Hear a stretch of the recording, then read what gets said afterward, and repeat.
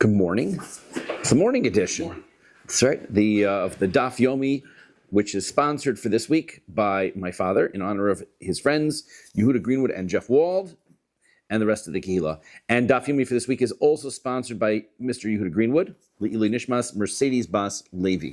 And we are on Daf Mem Aleph, Amud Aleph. We are towards the top third line. My Ika bein Shvua de'oraisa l'Shvua de'Rabbanan. So we've talked about, at this point, many different types of Shevuos. Remember, just to go through them, Shevuos Habitoy, which is the utterance oath, where we can swear to do things, not to do things.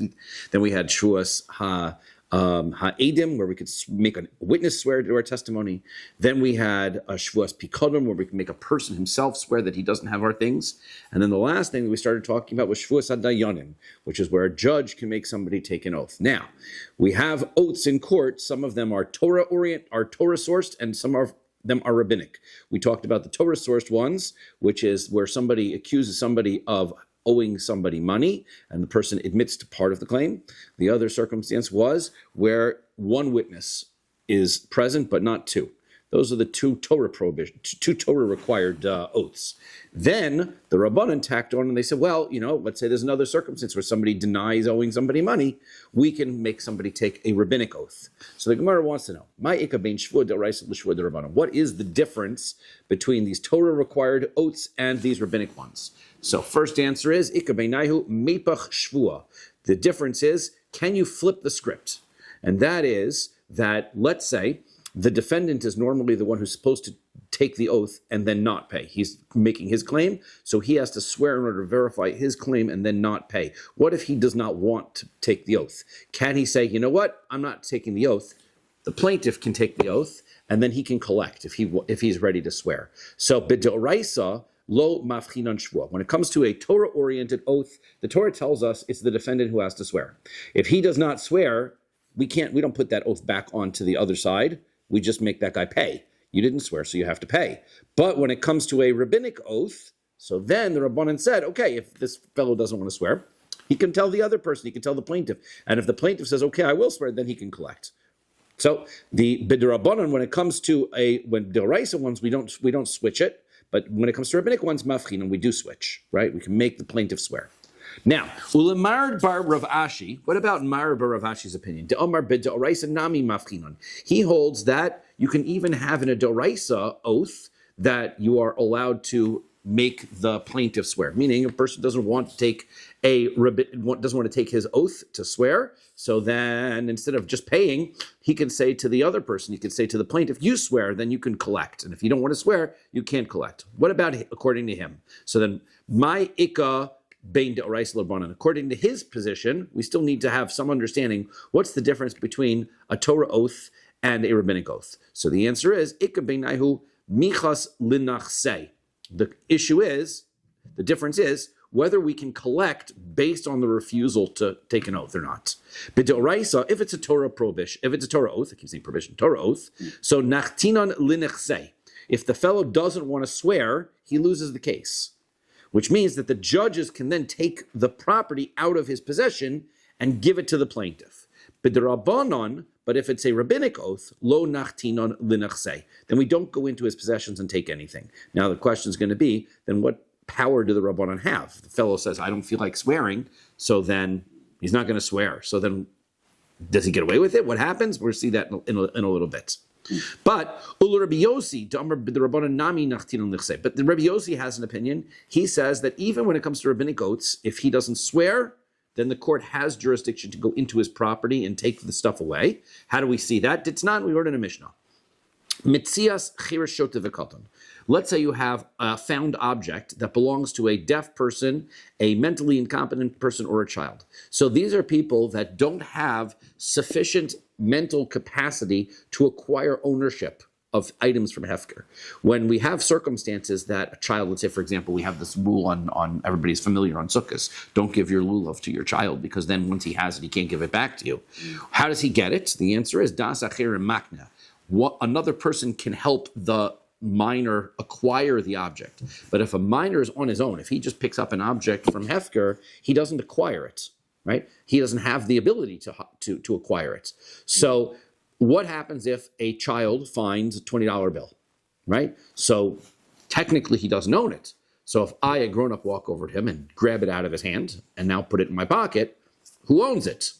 So yesh bahem gezel mipnei darchei shalom. So according to the first point of view, you can do that. Technically, that works, but that is going to make people very angry, right? So I need to find out. You mean my son picked up a $20 and you grabbed it and took it out of his hand, put it in your pocket? So therefore, for darchei shalom reasons, it's really not halachically, but darchei for purpose of keeping the peace, we don't let people just grab stuff out of the kids' hands and take it away from them, even though halachically they don't have the right to be able to keep it. Rabbi Yossi Omer Gezel Gomer. Rabbi Yossi disagrees. Rabbi Yossi says that is 100% thievery. Why? Because he holds that despite the fact that the children don't have the ability to own it, the Rabbanan had established that, can make the establishment that he owns it. And so therefore, even though it's only rabbinically established, that gives based in the right to collect and take it away from somebody who stole it and give it back. If that's the case, Rabbi Yossi then also holds that if there's a rabbinic oath, that you can actually use that the rabbinic enactment to cause property to transfer, and the Rabbanan can go into your property and take away the property if you refuse to take a rabbinic oath. That's how Rabbi Yossi learns. The Amar Rav Chisda says, Gezel Gomer midivreihem. This full thievery that Rabbi Yossi is talking about isn't a Torah rule. He's not arguing that a child actually has the ability to acquire an object. He's saying that a child has a rabbinic authority, right? The rabbis established that he does. So lemay nafkamina, what difference does it make if he has rabbinic authority or not? That he's rabbinic, like he is this established? The answer is lo tziu b'dayanin.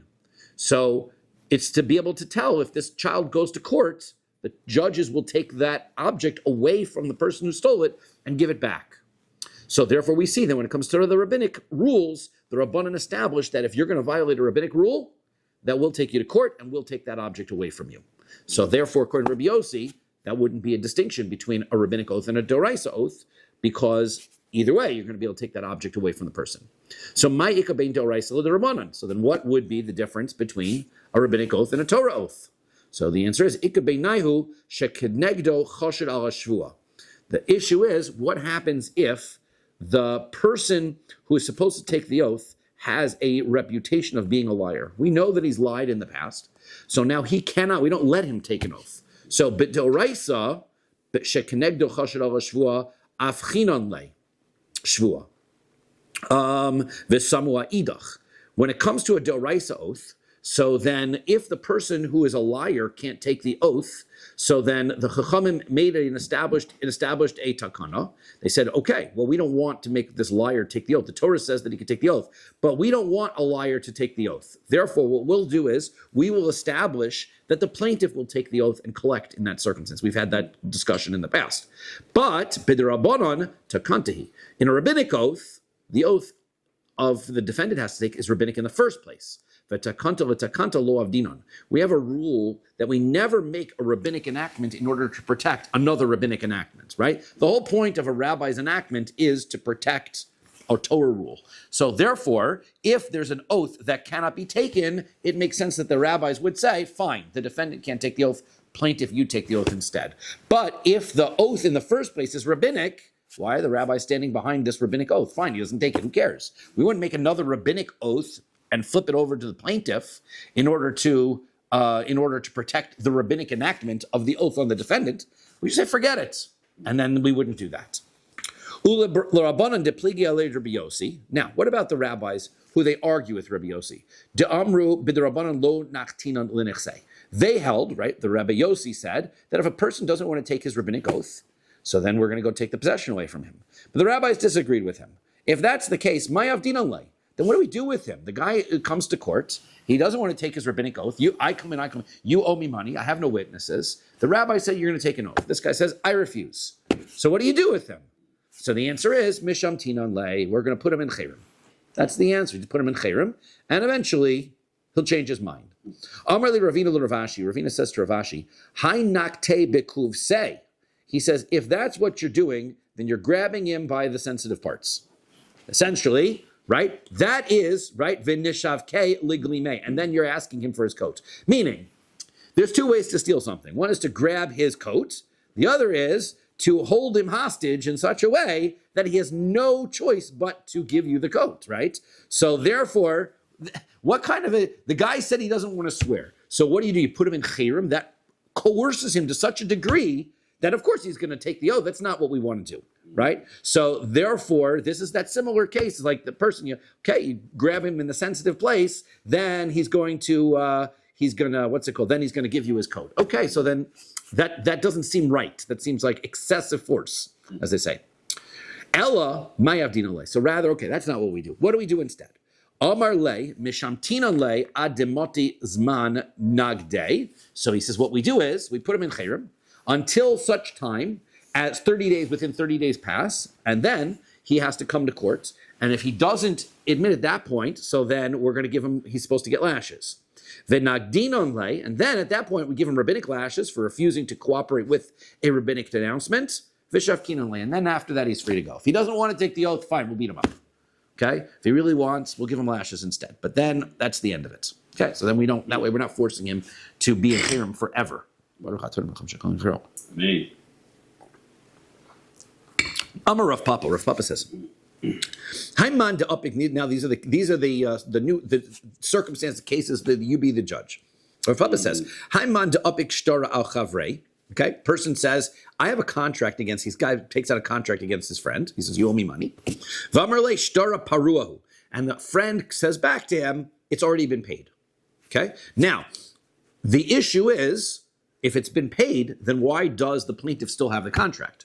Normally, as we said before, and we learned this back in other Masechtos, in Sanhedrin, if I give you the contract, if you pay, then the plaintiff gives the not the plaintiff, he's the, what do you call it, the claimant, right? The claimant gives the contract back to the borrower, and the borrower tears it up. That's the way that's the way he proves that he's paid. So Amrinan le, we say back to the borrower, lav kol kaminach. You can't just say that. It's nice to say that you paid, but you can't.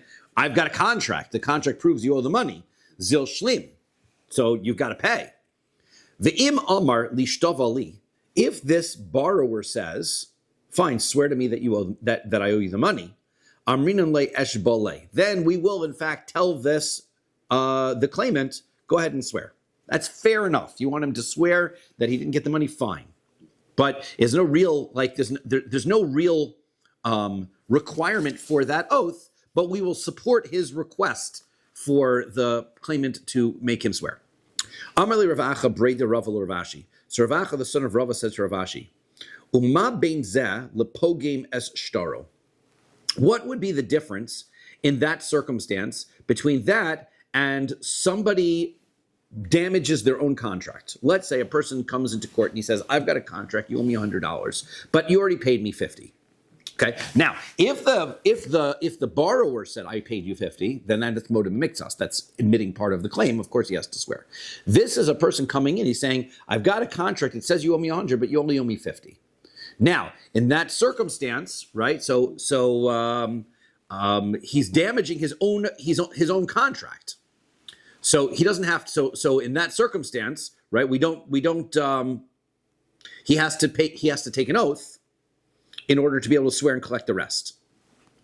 So why is it,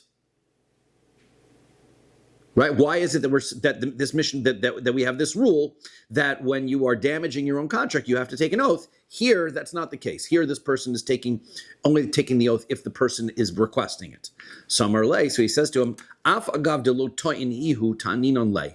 So he says, this is the distinction, right? Because when it comes to a person who damages his own contract, even if the borrower doesn't make the claim against him, say you must swear, we make him swear because he damaged his own contract, right? Anan hachi amrinan lei, zil shlim lei. This is what we're saying to him. We're saying to him, go pay him. V'i to'in v'omar ishtav ali. And if you make the claim, if you're the borrower, you say, make an oath to me, amrinan lei zil ishtav ali. Then we say, okay, fine.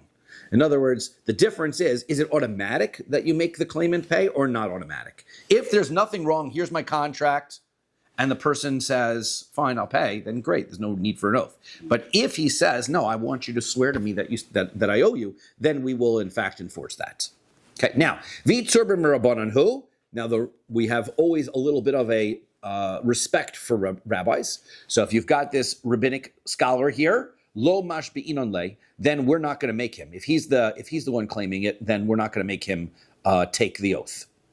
Amar le Rav Yemar le Rav Ashi. So Rav Yemer said to Rav Ashi, Tzur mirabanan mishach glima de inchi. He says, what does that mean? That means that because you're a rabbi, you can go and take everybody's items from them without permission, right? Basically, you take people's coats, you just rip people's coats off them because you know you're not going to swear anyway, so then I could just make all kinds of requests. Ella lo mizdakinon le ledine. So it says, rather what we do is we're just saying we're not going to get involved with your case altogether. In other words, if you're going to make the claim, if the person is going to say to you, you need to swear in order to collect, we just say, okay, we're out of it, right? So bottom line is, we don't help him collect his item anymore because we can't trust him to do that. But we also don't turn to him and say, okay, you've been accused, you need to take this oath now in order to be able to collect. We leave him be. So if he wants to take the oath, if he volunteers and says, no, I'll take that oath, then he can collect. But we're not going to push the oath on him. We don't want to indicate that we're not trusting this rabbi. Okay, next. Amar Rav Yehuda Amar Rav Asi. Next case. Rav Yehuda says in Rav Asi, Hamalves chavero be'edim, tzarich lepor o be'edim. Let's say somebody lent money to his friend, and when he lent him the money, he made sure there were witnesses witnessing the transfer. So in that circumstance, the rule is that the borrower has to repay in front of witnesses also. Ki amrisa kame de Shmuel. When I said that statement when that was said in front of Shmuel, Amar li, he said to me, Yachol lomar lo perasicha bifnei ploni uploni. You know what the guy can get away with though? He can say, okay, I was supposed to pay you in front of witnesses. I did pay you in front of witnesses. And v'hochu lahem lebedina sayam. But they left. They journeyed over, saying, I can't get those witnesses anymore. So I did what I was supposed to do. So basically, I can make a claim. I paid despite the fact that I don't have witnesses. Even though that was the whole point. I got witnesses in order to make sure that you couldn't make that claim against me. But there is a loophole, right? The loophole is, I can say, I did have witnesses, but they left. Tanan, we learn Mishnah. Mana li biyadcha, Mishnah says, you owe me 100. Amar lo, hein, he said, yes, I do. Lamachar, amar lo, that's, by the way, that's an admission in front of witnesses. The next day he says, Tenuuli, give it to me. And he says, Nesativ lach. I've already given it to you. Potter, now he doesn't have to swear. So why?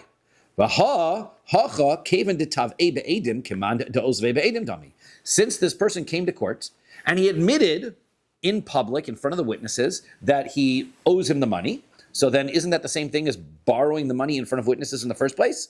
Vekatani Potter, now it says he's exempt from it, he's exempt from taking an oath. Why should he be exempt?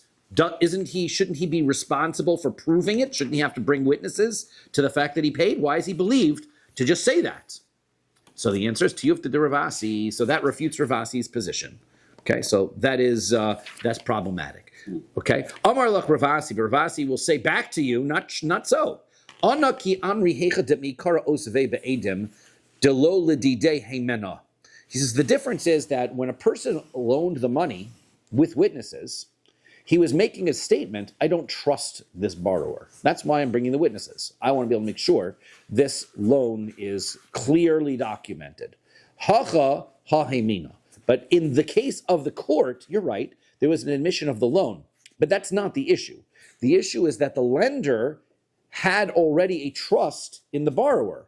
How do we know he trusted him? Because he lent it originally without the witnesses. So now that he comes back and he says, I paid, he doesn't not require witnesses, not because we don't believe him that he owes the money, but it's because the lender made he set the parameters for the repayment. By lending the money without witnesses, he was saying that I trust this guy to pay me back. So you're right, he admitted, we know he owed you the money. He admitted in front of witnesses, he owes you the money. But you are telling us that you trust him. So when he comes back later and he says, I paid, it's your trust that gives him that validity. He does not have to swear. Next case, Rav Yosef Masni Hacha, that Rav Yosef taught that teaching, right? This argument between Ravasi and Shmuel, he taught it like this. Amar Rav Yehuda, Amar Rav Asi. Rav Yehuda saying Ravasi. Hamalves chaveru be'edim. If somebody lends his friend money with witnesses, Eino tzarich lepar o be'edim. He does not have to pay it back with witnesses. That's the opposite perspective. Ve'im Amar Al tifra eni el be'edim. However, if he said, he specified, don't pay me back except if there are witnesses, then he has to pay him back with witnesses. Just the fact that the loan took place in front of witnesses does not mandate that the repayment has to be with witnesses. But if he says so, then he does. When I said that in front of Shmuel, Amar Li said to me, Lomar lo perasich b'fnei ploni u'ploni v'achol lahem libinin nisayam. You still have a loophole there. The loophole is, even though you said don't pay me back except in front of witnesses, he can claim that I did pay you back in front of witnesses, only that the witnesses are not here. Tanan, we learned in a Mishnah. Mana li biyadcha, right? You owe me 100. Amar lo hein, and he admitted in court, yes, I do. Amar lo al titnehu li el b'fnei edim. If, then the next case of the Mishnah was, don't pay me back unless it's in front of witnesses. I just want to make sure you admitted it here. Now, I don't want to come back tomorrow when you tell everybody that you paid. Don't pay me unless it's in front of witnesses. Lamachar, the next day, Amar lo tnehu li, and then the next day he says, okay, give it to me. Nisativ lach, he says, I gave it to you. Chayiv, he still has to take an oath. He's liable to pay. Why? Because he has to pay in front of the witnesses. So tiyuv to the Shmuel. This refutes Shmuel. Shmuel said, why does he have to swear? He should have been able to say, I did pay you back in witnesses. The witnesses are gone. So I had a way out of it. The fact is that this Mishnah says he can't do that. So Shmuel says, Tanaihi. It is that you're right. There's an argument in the Mishnah. This Mishnah goes against my statement, but it's an argument. Tanya learn a brisa. Be'edim hilvisicha, be'edim paroli. So he says, I'm lending you this money with witnesses. You need to pay me back with witnesses. O yitain, o yavi raya shenosan. So either, right, he's got to pay, or he has to bring a proof. He has to bring witnesses to prove that he paid. Rabbi Yehuda ben Beseira Omer, Rabbi Yehuda ben Beseira says, Yacholomar lo parasicha b'fnei ploni u'ploni v'hachol lahem l'min yisayam. But Rabbi Yehuda ben Beseira holds like what Shmuel said, that he doesn't have to prove it. He can say, I paid you in front of witnesses, and these guys left, and they went overseas. So therefore you see, it's an argument between these 2 points of view, the Tanakama versus Rabbi Yehuda ben Beseira, and that's why we have a Mishnah holds one way, and Shmuel who holds the other way. Parach Rav Acha asked the following question, Mimai de b'shas halva'a kai. How do you know that case of this brisa that you just brought was when the person said, I lent you the money in front of witnesses, now you have to pay me in front of witnesses, that occurred at the time of the original loan? Dilman b'shas tvia kai. Maybe what was happening here is the guy went to collect the money, and that's when this conversation happened. This is what he means to be saying to him. Lav be'edim hilvisicha, but I know I didn't loan you the money in front of witnesses, but be'edim hayalacha liforani, right? I'm sorry, lav be'edim hilvisicha. Didn't I lend you money in front of witnesses? So be'edim hayalacha liforani. You really have to pay me back in front of witnesses as well. Aval b'shas halva'a divrei hakocha. So therefore, since he's saying this after the fact, in other words, again, this version, the person had to specify and spell out at the time of the loan, I want you to pay me back with witnesses. This did not happen. He's saying, first he loaned him the money in front of witnesses. He didn't say anything, didn't make that request at that time. Then he comes back to him a week later and he goes, you know what? You know how I gave you the money with witnesses? I want you to pay me back in front of witnesses. Well, now that's a new thing. So therefore, that's where there's an argument whether the person now has the additional burden of responsibility of paying back in front of witnesses, or whether he can make the claim, I did pay in front of witnesses, but they left. But if the original claim, it's possible that if the original claim for paying back in front of witnesses happened as a condition of the original loan, so that divrei hakochav, then everyone would agree he can't get away with it. So therefore, sorry Shmuel, your opinion would be wrong according to all opinions, he says. Okay, so that's how Rav Acha's question goes, and we go into the next case. Amar of Papi, Mishmei Rava. Rav Papi says in the name of Rava, Hilchasa, the halacha is hamalves chaveira be'edim, right? If he loans his friend money in front of witnesses, tzarich leporo be'edim, he has to pay him back in front of witnesses. Okay, then he doesn't have to specify that. It's automatic based on the fact that there was a loan in front of witnesses implied. I want you to pay me back in front of witnesses. Rav Papa mishmei de Rava Amar, but Rav Papa said in the name of Rafa, hamalves chaveira be'edim. If a person loans money in front of witnesses, ein tzarich leporo be'edim, you don't have to. Okay. Ve'im Amar, however, if he said, Al tifra'ini el beidim, don't pay me back unless it's in front of witnesses, tzarech lepar o beidim, then he does have to pay him back in front of witnesses. Ve'im Amar lo parasicha b'fnei ploni ploni, and if the person made the claim that we had suggested, I paid you back in front of witnesses, but they left, they went overseas, Neman, he would be believed, even in the case where he specified that he could be able to, according to, like Shmuel said, even in the case where he specified that the witnesses need to be present when you repay. He still has the ability to say, I did exactly what you said. I repaid you in front of witnesses. I just can't prove it now. Okay, so that is the halacha at the end of the day, according to Rav Papa. Okay, now we're going to go into Simon, Ruvain, Veshimon, Detanu Hilchasa, and then Yazvi, Upara, Ploni, Atzve, Satray, all these cases, Behem Nusa, Kibetre. Here are the cases, the list. Hahu Damarli Lechavre, person said to his friend, Ki Parasin, Pra'in li ba'ape Ruvain Veshimon. This guy is a little bit smarter. He says, when you're going to pay me back, I want you to pay me back in front of Ruvain and Shimon. Not any witnesses, but I want Ruvain and Shimon. Why? Because I know you can always come back and say, I paid you back in front of two random witnesses who don't live here anymore. That's very nice. I want it to be Ruvain. You have to pay me back in front of Ruvain and Shimon. That's the condition. Also, upare ba'ape tre me'alma. Guy comes and he pays him back in front of two random witnesses. So now, what happens? Amar Abaye says, ba'ape be'tre, Amar le ba'ape be'tre par a. He says, you told me that you needed two witnesses, and I did two witnesses. It's exactly, I fulfilled the requirement of the request. Even though it wasn't the two that you requested. Amar le Rava, so Rava said, Lahachi kamar le ba'ape Reuven v'Shimon. The reason why he told him Reuven and Shimon, ki heche delo nidche, so that he wouldn't be able to push him off and tell him they went overseas. So therefore, no, he didn't fulfill his requirements. The fact that he said Reuven and Shimon was for a specific purpose, and therefore he cannot just fulfill the requirement to repay just by saying I paid in front of two additional witnesses. Now the Mefarshim asked the question, what if these two witnesses are still around, right? It sounds like, depends on whether you learn it like Tosfos or like other Rishonim, that even if you paid in front of two witnesses, that wouldn't be acceptable. You have to pay again. It sounds like a little bit weird. Returns the money, pay again, however that works. But because one way of looking at it is, at the end of the day, if the lender can bring these two witnesses and say, I paid, okay, fine. I understand you told me to do Reuven and Shimon, but I can prove to you that I did pay. On the other hand, is this a condition of the original loan? You said that it had to be Reuven and Shimon. Nice that you gave me money. It's very nice of you, but it doesn't count because you didn't give it in front of Reuven and Shimon. Okay, so that's what's going on here. Ahu damar le lechavre. Person said to his friend, Ki paras li, when you're going to pay me back the loan, par in li ba'ape beitre, detanu hilchasa. He says, I want you to pay me back in front of two people that know halachos. Right? I don't want you to pay me back in front of any random strangers. I want people who know what they're talking about. Azel par'e bein delay la delay. And then the guy went back and he paid between anybody, right? Just, he paid the malva. Just they didn't get any witnesses. They just paid one between each other. Isnisu hanach zuze. So then the money got lost. Okay, so the lender is not disputing the fact that he got paid. He's saying, you're right, you paid me.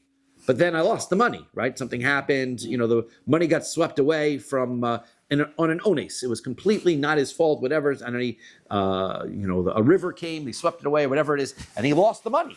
So now, also the Kami to Rav Nachman, they brought the case to Rav Nachman.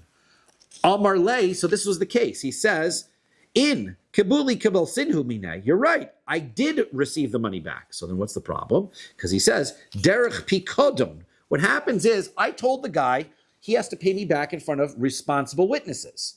And he didn't. So I understood that to mean that he gave me the $100 as a Pikodon, which is a security deposit. Meaning, it's still his $100. I'm just holding it for safekeeping, right? Ve'amina lihavi gabai pikodon. I'm going to keep this as safekeeping. The money is still his $100. He hasn't paid me back. Yes, I have the $100 in my hand, but it's his $100 that I was holding.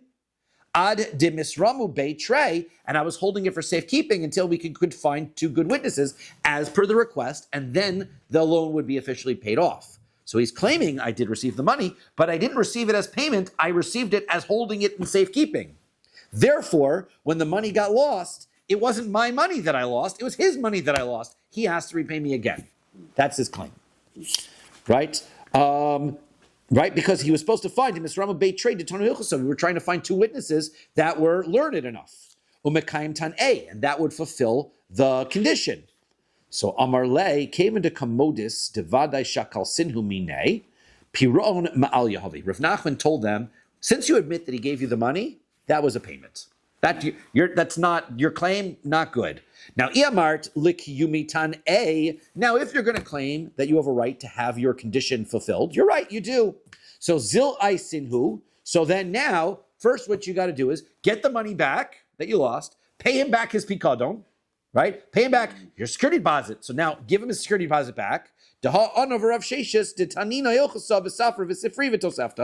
me and Rav Sheshes here, we have learned Brisos, and we've learned Mishnayos, and we've learned Sifra, and we've learned Sifri, Vitosefta, Vikuli Tamud, on the whole Talmud. We're ready to be your witnesses. So you go ahead and get the money back that you lost, and then he'll hand it back to you, and we'll witness it. Bottom line is, right, he's saying your claim is ridiculous. So he paid. Hahu Damar li lechavre, person said to his friend, Avli meyazuze de ozaftich, right? Give me the 100 zuz that I lent to you. Amar le lo hayu dvar miolam. The guy says that never happened. No loan took place. I don't know what you're talking about. Also, isi sade de osve upar e. So then they got witnesses. The witnesses came and they said there was a loan, but he paid it back. So now what happens? So Rabbi says, "My niyavud. What are we supposed to do in this case? Inhu amri osve, inhu amru par e. If we're going to believe the witnesses, right? The witnesses say he borrowed the money, but they also say he paid the money. Right? You can't accept half of that testimony. So you're right. These witnesses are contradicting the borrower, but I mean, he borrowed it and he said he paid it. Rava says, Koha Omer lo lavisi, Omer lo parati dami. He says, no, the borrower has to pay. Why? Because since he claims that he never borrowed it, he's obviously claiming he never paid it. Now you have witnesses who say it was borrowed and paid. Okay, that's very nice, but he's a person who's contradicting witnesses about himself. He has greater credibility about what he's done than these witnesses. So therefore, as far as believing him that he never borrowed it, the witnesses win. As far as believing him that he never paid, he wins. So therefore, we're going to believe the witnesses that he borrowed the money, but believe him that he never paid. And so he has to pay. Hahuda Amr le lechavre. Person said to his friend, Havli meyazuzi, give me the 100 zuz demaskina bach demasikna bach that I've given over to you. Amarle lo paratich bifnei ploni uploni. So he said, no, because I paid you in front of so and so and so and so. Second.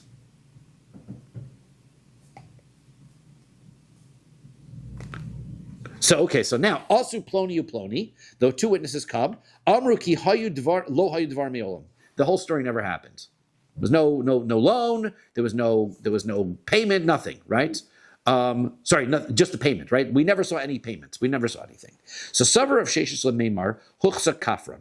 So Rav Sheshes thought, okay, the guy is now a liar, right? So therefore, he's not believed about the fact that he repaid.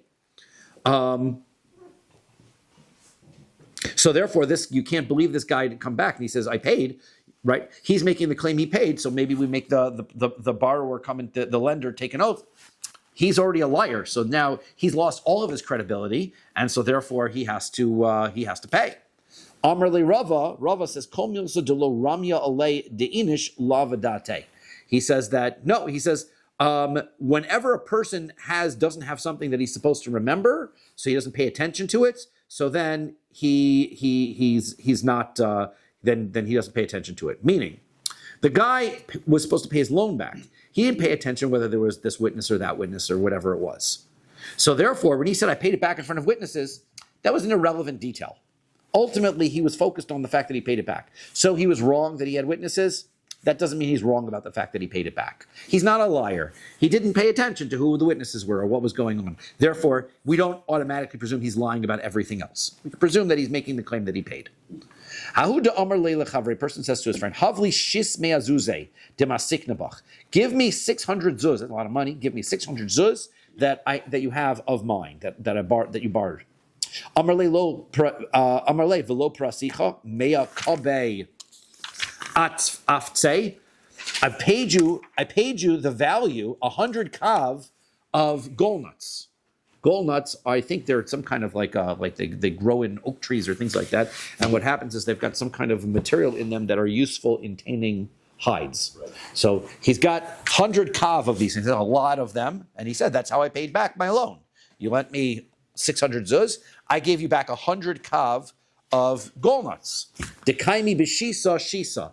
And the price of golnuts was 6 zuz per kav of golnuts. So therefore, I gave you 100. I gave you back the money. So he said back to him, Lav bar bar bar havukami. He says that wasn't the price of golnuts. The price of golnuts was 4. So therefore, you've only paid me back 400. So asu tre sadi. So they got 2 witnesses. Va'amru in bar bar bahavu. They got 2 witnesses. Yeah, the price was 4. So now what happens? Havukami. So Amar Rava says Huchza Kafran. The guy's a liar. He lied about the price. So therefore, now that he's a liar, you can't believe anything he says about having repaid anything. Therefore, he's got to pay the whole amount.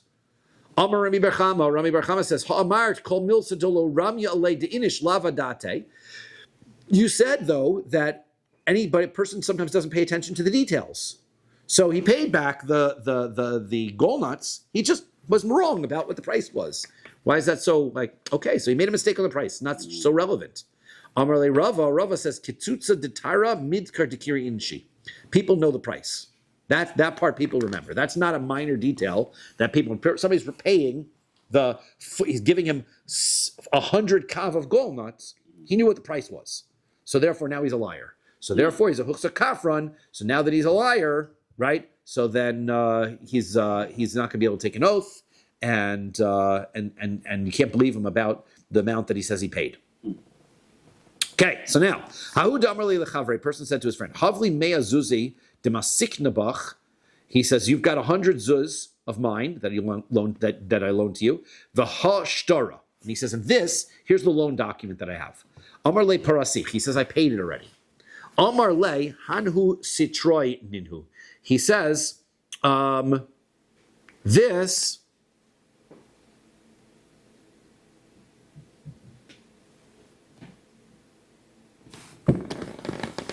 this was the money you paid me back was from another loan. Was a side issue. You had another loan for me. You gave me money, I agree, but it was for a different loan, not for this one that I have a contract for. Amar Rav Nachman, so Rav Nachman says, Isra Shtara. What you've done is you've ruined the contract, right? Why? Because you admitted to the fact that he paid you money. That has reduced the credibility of your contract. It's presumed that when you're holding a contract, it means that the guy never paid you. But now that you admitted that he paid you, you have reduced the quality of this contract, and so therefore, what's it called? Then now, you're not able to collect with this contract anymore. Rav Papa says lo isra shtara. No, that does not degrade the contract because you're explaining away the fact that he paid it was for something side. You still hold the contract. The contract is still valid. Ula Rav Papa. So now, if Rav Papa, what you're saying is true, that the contract is 100% valid. So then why is that any different than the case where a person says to his friend, Havli mea zuze demasiknabach, give me the 100 zuz that you have that you have of mine in your possession. The hoshtar, and here's the contract. Amarle, he says to him back, Lav ature yahavtali, the osis ve'asivas amesachta ve'kabilas zuzech. So he says,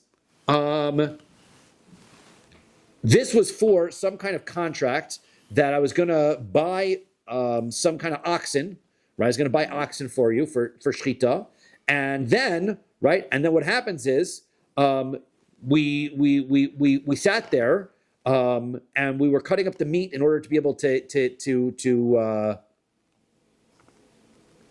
be able to divide it up. And you received the money that was supposed to come to you from the ox. You got paid back. You got everything, right? The Amar Le, and he said back to him, Hanhu Sitroininhu. And he says back to him, he says that was for a side loan, for a different loan that was not in this contract. V'amar Rav Papa, and Rav Papa said there, Isra Shtara. He says that the contract is ruined. So why does Rav Papa say in the one case the contract's not ruined? In this case, the contract is ruined. So the answer is, Hasam over there, Kavan de Kamar, Aturi Yahavtali, Umi Ture Shakalta, say Isra Shtara. Rav Papa says the difference is, the reason why the contract is different is,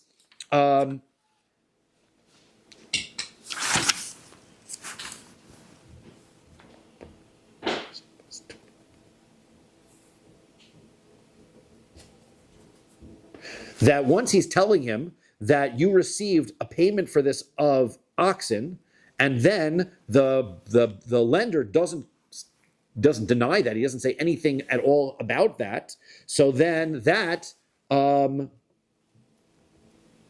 it's already in the contract that was what was supposed to be. In other words, the contract says there was supposed to be a sale of oxen, and that was supposed to be used back. And you're making the claim, okay, and I bought the oxen, and then we sold it, and you got your money back. Well, you're not arguing about that there was a sale of oxen and all of that part took place. You're just arguing that your money that I gave you was for some other side loan.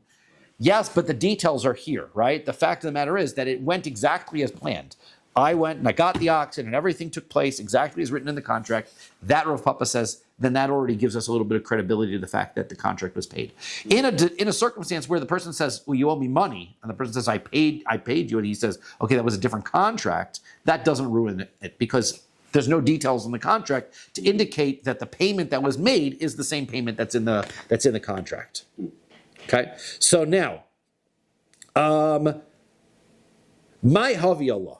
So what is the conclusion to that? Right? This was this argument, right? Do we say that the person can make such a claim and say, you paid me, and he can say that's a side loan? Can you do that? So Rav Papi says, Lo Isra Shtara. Rav Papi said, that doesn't ruin the contract. And Rav Sheshes Breder Rav Idi Amar Isra Shtara. And Rav Sheshes says it does ruin the contract. The Hilchos on the halacha is Isra Shtara, that will ruin the contract. Right? Person says he paid, and you admit to the fact that you got paid. That will reduce that will make it so that your contract cannot be used to collect. This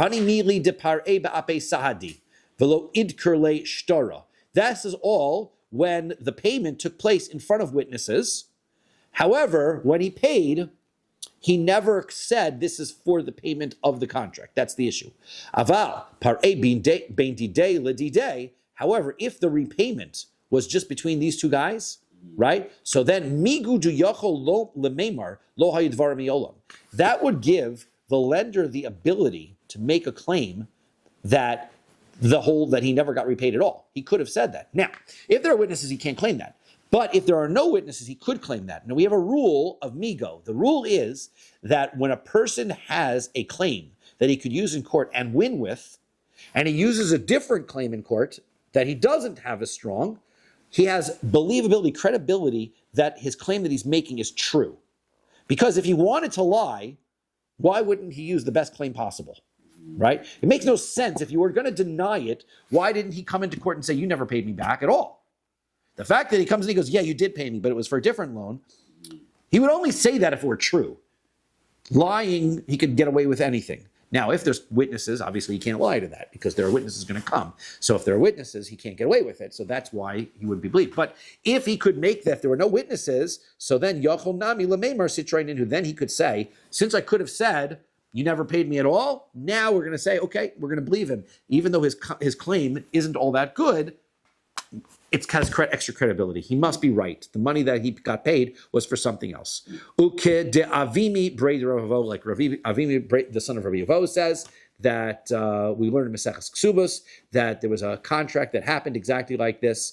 That there was a money that was loaned in a contract, and he sent it together with a shaliach, with a messenger back to pay it back, and gave it back to the person, but he didn't receive a receipt, and he didn't take the contract back, right? And then afterwards, the lender said, "Give me the money back," and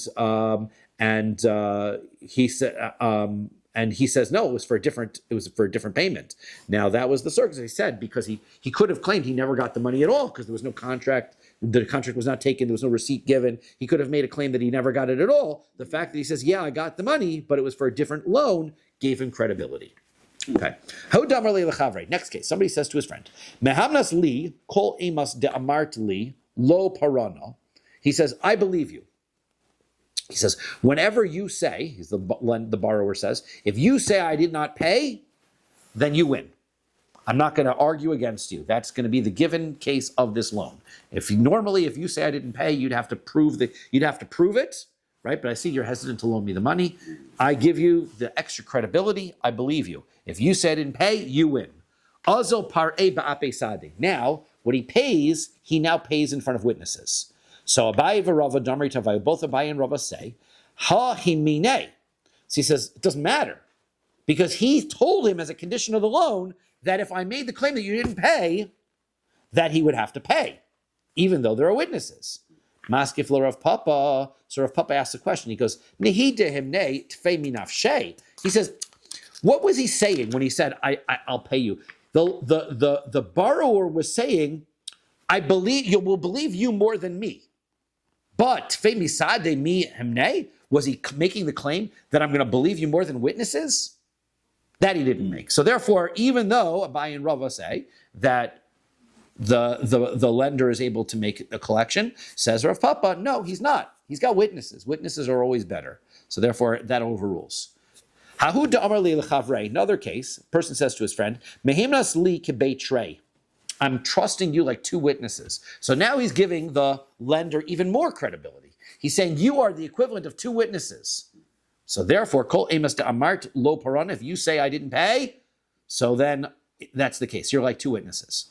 Also par'e ba'ape tlasa. Now, if he came back and he paid him in front of two witnesses, no question that the lender is right because you told me, like you said, that I have the equivalent of two witnesses. Okay, so I'm coming with my two witnesses, fine, but I also now am two witnesses by the rules of this loan, so therefore I'm going to win. But this guy comes and he's clever, he pays in front of three witnesses. So it's 3 against 2. The Amar of Papa, Sir of Papa says, Kibeitre hemine, kibeitlasa lo himne. He said he was going to be equivalent of two witnesses. This is 3 witnesses. 3 is better than 2, right? Amalei Rav Huna, brother of Yeshua, Rav Papa. Rav Huna, the son of Rav Yehushua, says to Rav Papa, Amar to Amri Rabbanan Dazmin Basa Rov Deos. You know, when we vote and we go by majority rule, that is when there's an evaluation that has to take place. Right? We have a court proceeding and they're trying to evaluate the value of something. To comment in a fishi baki. Because why do we do that? Because you have to go by a majority because we're looking for expert opinion. So therefore, the more opinions, right, we can go by the majority. Right? Bekitve, the more people, the more experts. Avalinyan edus, but that's not how testimony works. When it comes to testimony, mea ketreyu tre kameya. The Torah says 2 witnesses are believed. So 2 witnesses are the same as 100 witnesses. It doesn't make any difference. So therefore, you come along with your 3. You said he's believed like 2 witnesses. That's the same level of credibility. And therefore, you've got to pay again. Lishna achrina. Another version was the opposite. Ahu damar li lechavre. A person said to his friend, Mehimnas li kebeitrei kol emas de amart lo parana. He says, if you said to a person, he says that if you claim that I did not pay, so then you have credibility over me. It's as though I did not pay, and I'm going to give you credibility like 2 witnesses. Azo upare ba'ape tlasa, and then he paid him in front of 3 witnesses. Amar Rav Papa. Rav Papa says, Kibei tre himne, Kibei tlasa lo himne. That's 3 witnesses. 3 beats 2. So therefore, then he does not have to pay. Maskif lo Rav Huna brei de Rav Yehushua. So Rav Huna, the son of Rav Yeshua, said, Tre kemeo mea kitrei. So he says, no, 2 is like 100, 100 is like 2. It's the same level of credibility. However, the Amarle. What if the case was? This is the new part of this version. The Amarle kebeitlasa. What if the person who is the borrower said to the lender, "I give you credibility of 3 witnesses." Now the azo par'e ba'ape be'arba, and then he paid back in front of 4 witnesses. So now, if he meant testimony, then 2 witnesses would suffice. Why would he tell him 3? The fact that he's telling him 3 is saying it's not that I'm giving you believability of witnesses, it's that I'm giving you the believability of 3 people. And now I'm coming with 4 people. Therefore, Kavan de Nachas Lideos, Nachas Lideos. He's clearly indicating that it's a matter of numbers to him. Why did I pick 3? All I had to say was 2 witnesses. That would have been sufficient. You said 3 indicates that for some reason you're thinking 3 is better than 2. Well, if you're thinking 3 is better than 2 as the condition of loan, 4 is better than 3. And so therefore then it would matter how many in that circumstance. Now, next circumstance, enough with those cases. Mishnah said that we don't take an oath based on a claim made by somebody who's not mentally fit to make that demand. Vein mashbi'in al katan, and we don't take an oath. We don't make a katan take an oath. So my time, what is the reason for this? Amar Kra, the pasuk says, Ki gitein ish es el re'ehu kesef okele lishmor, when a man, and this indicates that he has to be an adult, a person of mental capacity, when he gives money or utensils to guard, vein nesias katan klum, so therefore giving from a child is not anything. So therefore this whole parsha of Shevuos bikadon, or any of these oaths doesn't apply to somebody who's underage.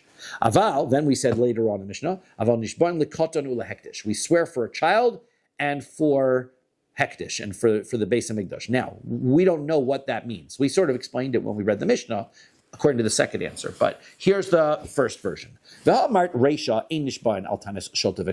you explain this Mishnah?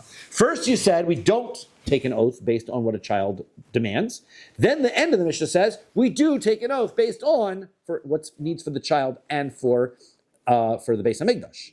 So Amar Rav says it makes a difference what the claim of the child is.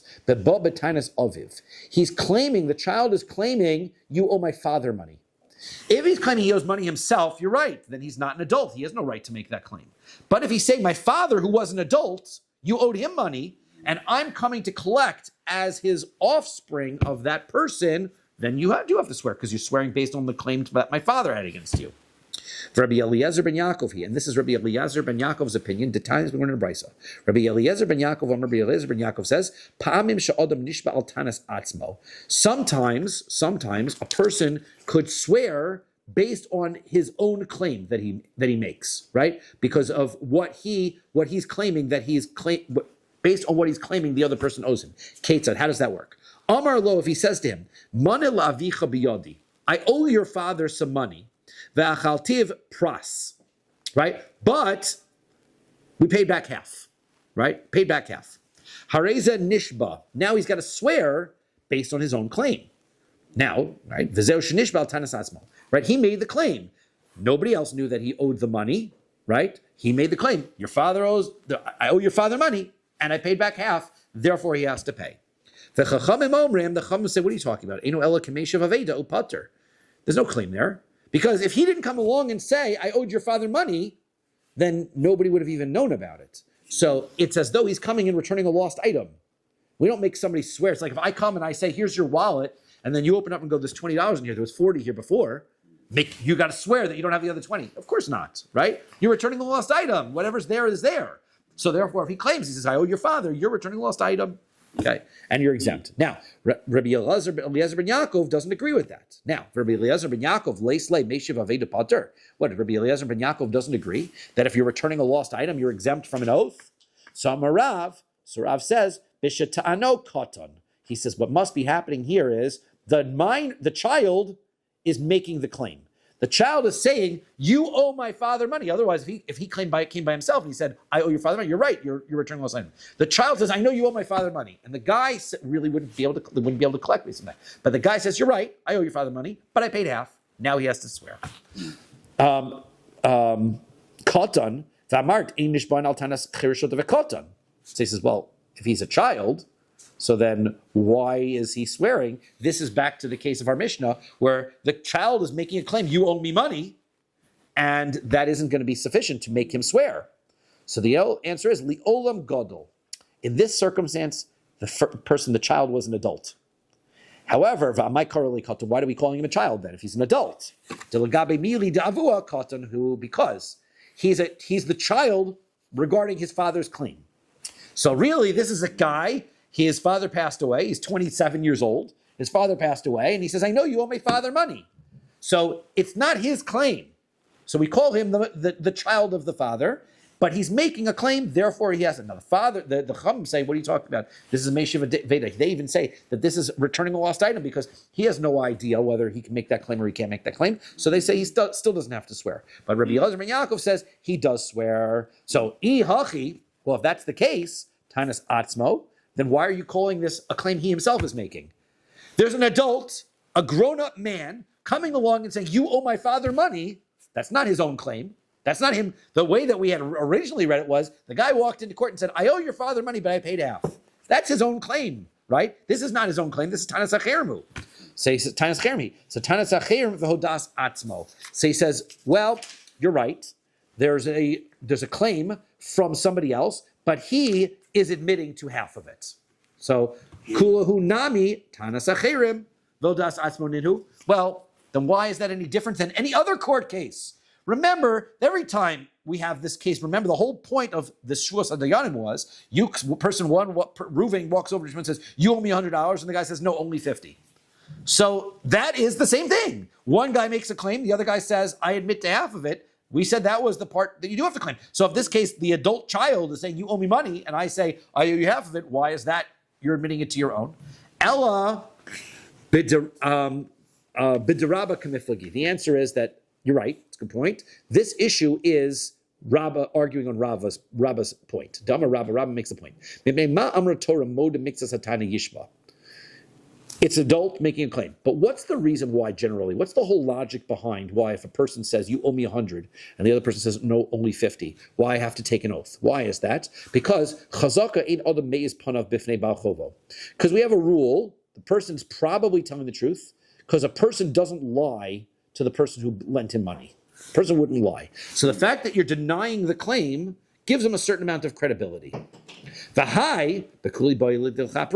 Now, that means the person could have denied everything, right? Because he has believability, his credibility. He wouldn't do something so chutzpahdik as to deny his claim. So therefore, he could have denied everything. Now, why didn't he deny everything? Mishum te'eno meiz panav bifnei bal chovo, because he doesn't have the chutzpah to do that. But ubekuli boy delo delay. That would mean that he would have admitted to all of it.